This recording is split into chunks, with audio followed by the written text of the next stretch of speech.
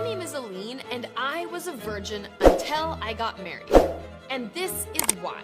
Ever since I was a little girl, people always said to me, don't have sex. I heard people say, here is a piece of gum. Then they would chew it and spit it out. Do you want this piece of gum now that it's chewed? They would compare sex to chewing gum. That nobody wants you once you're chewed up and used. You lose your value. It seemed like whether I did this one thing or not would define me completely. But why? Why is everybody so obsessed with virginity? And why isn't it a big problem for men as well?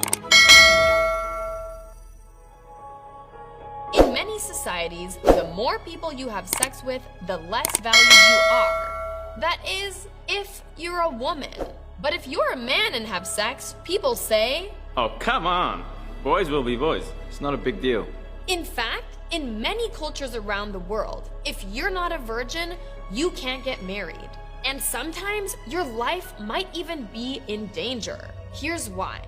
A long time ago, there were no condoms, no birth control pills. So if you had sex, you were very likely to get pregnant. And men wanted to make sure that the baby was really their baby to carry on their bloodline. So they would marry a virgin. Women were seen as property, like an animal or like land. And that's how virginity became a way of controlling women that is still used to this day. In some parts of the world, parents check the bed sheets after the wedding night to make sure there is blood. Doctors would do virginity tests before marriage, all to make sure that the bride was actually a virgin, because otherwise the families would call off the wedding. Some family members wait whole night out of the room, and the next day they proudly show the blood to everyone that the bride was virgin. So I grew up in a very conservative religion. I saved myself for marriage, and then guess what? When I got married, I had so much shame around sexuality that I couldn't even have sex. Because of these thoughts putting so much shame and this pressure around sexuality and being a woman. It's getting so crazy that in some cultures, women who have had sex feel forced to get plastic surgery on their private parts to make them look as virgin-like as possible. And the discrimination doesn't end there.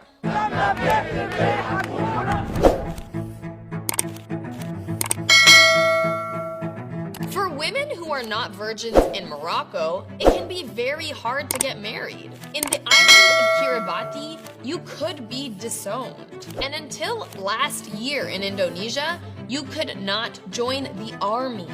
Over 5,000 women a year are killed in honor killings for not being a virgin and for bringing shame to their families, when the only people who should be ashamed are the ones killing women.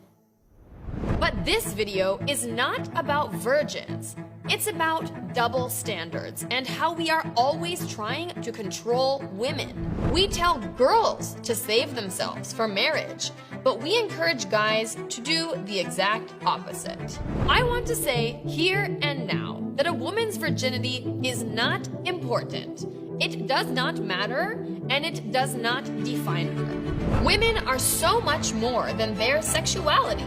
They are their talents, their careers, their families, their personalities. So I really feel like what we need to do in this world is change how we're talking about sex. I totally think it's okay to not have sex if you don't want to, but what I think is not okay is when other people are forcing these decisions on you, are forcing the shame on you, when it's happening only to women and not to men. That's where the problems really lie. But some countries are taking steps in the right direction. Like in France, India, or Pakistan, where the governments are taking steps to ban virginity tests and are even considering jail time for doctors who do these tests on women. It will take a lot more than a few laws to change how society views women, but we have to start somewhere. My hope is that someday soon, a woman is defined not by her virginity, but by who she is. And that starts with me, and that starts with you.